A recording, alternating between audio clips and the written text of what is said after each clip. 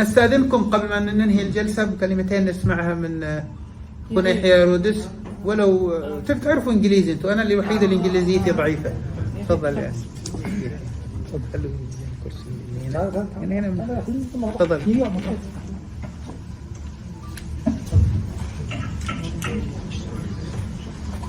هو جاي ترانزيت راجع لأمريكا فحبينا تفضل يا يحيى.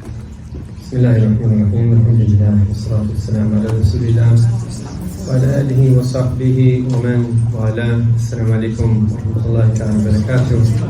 Alhamdulillah, it's very nice to be here with you all and to take part in such an intellectually and spiritually engaging discussion. And I think we all, in listening to what it is that we've heard, that realize from the bounty of Allah subhanahu wa ta'ala, the true people of Allah, as Allah promised our Prophet Muhammad sallallahu alayhi wa sallam, will always remain here on earth.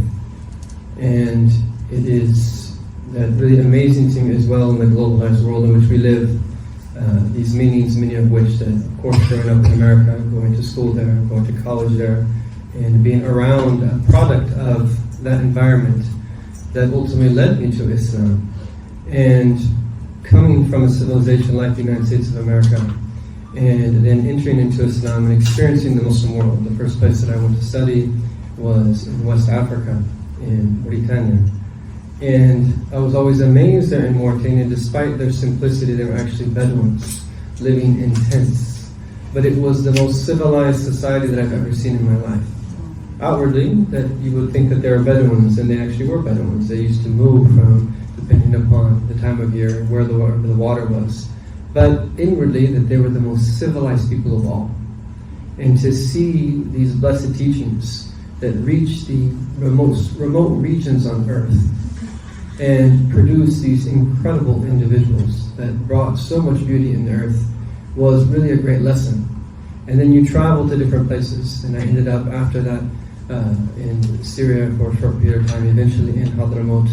And you see the same teachings, and the constant, whether it be from Mauritania or to Indonesia, having traveled there as well, or anywhere in between, to the north or to the south, is the imminent beauty that when you understand the prophetic inheritance and the teachings of our Prophet Muhammad sallallahu alaihi wasallam, and that you have that true insaniya, as we've heard tonight. This was the theme about that the talk before all the Q&A and the discussion, is that when you have that a true filter that has been unblemished by so much of what people now have been tainted with, by what it is that is poured into their hearts from the earliest ages, you see that the beauty that it produces.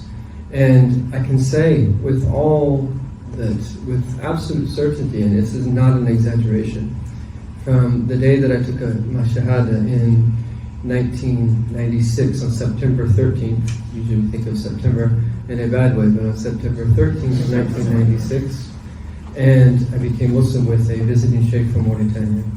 And what I felt internally was indescribable ultimately, but then the beauty that started to unfold as you start to learn this religion.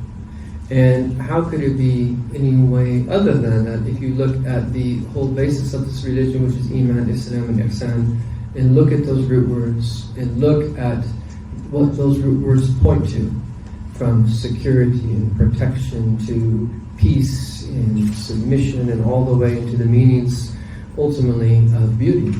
The foundation of Ihsan ultimately is about beauty. Then you start to experience this beauty.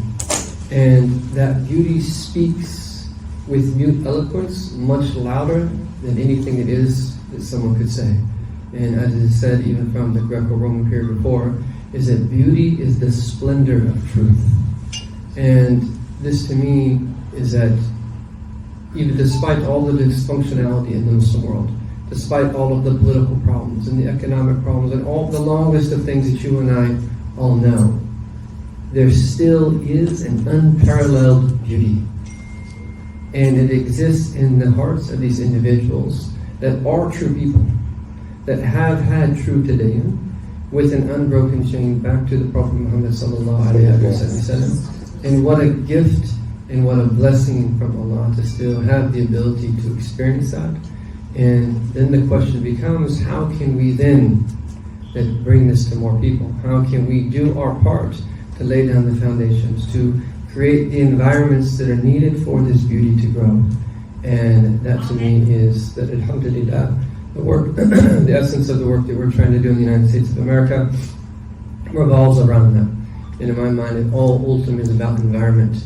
If you have the right environment, and you plant the seed contains everything that it needs, but it needs to have the right soil, it needs to have the right process then where you nurture that seed, where then, depending upon what it is that you're planting, it will ultimately bear fruit. So alhamdulillah, that this is a great blessing from Allah subhanahu wa ta'ala. And I just want to mention one thing in closing. The very first time that I actually met Habib Aljufry was in, that he probably won't remember this, but 1998 when I performed Hajj, and I was with my dear brother Osama Cannon, who was since that he was tried with ALS and he has passed away. He was the means for me to become Muslim, and is buried in a very beautiful place in Bab al-Futuh in Fes, Morocco, very close to some of the great saints of Islam. And we passed by and we saw Habib Ali in Mina. We were trying to go to visit the gathering, but we were late. But then the next time that I saw Habib Ali was in Tarim, when I went to study there after being in Mauritania. And I saw him in the prayer hall, and with his beautiful smile that captivates all of our hearts, and that he said to me a very beautiful statement.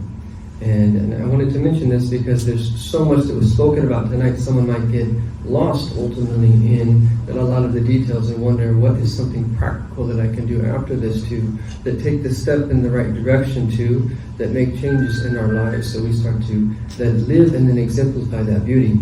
And he quoted to me this amazing statement that no matter how many times if you repeat it, you still benefit from it. And it was the statement of Imam al-Junaid, who says, "Man fataha ala nafsihi baba niyatin salihatan," whoever literally opens up for himself the door of making a right intention, fataha Allahu lahu sab'ina baban min abwab al-tawfiq, that Allah Ta'ala will open for him 70 doors of the doors of tawfiq, which I tend to translate as enabling grace, that Allah will open up the door for you.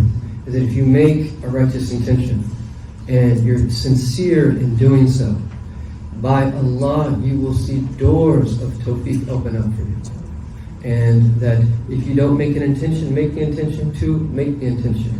And if you can't make the intention to make the intention to make the intention someday to then make the intention. You have to just take that first step, and then you will see your Lord open up doors for you and receive abundant good. It wasn't the likes of me to speak in front of the presence of Habib Ali, but he requested. May Allah Ta'ala accept from all of us and benefit all from us, all these gems that we've heard, and that inshallah Ta'ala we're able to understand and put them into practice. Wa sallallahu alayhi wa sallam. Walhamdulillahi rabbil alamin. Jazakallah khair, Yahya.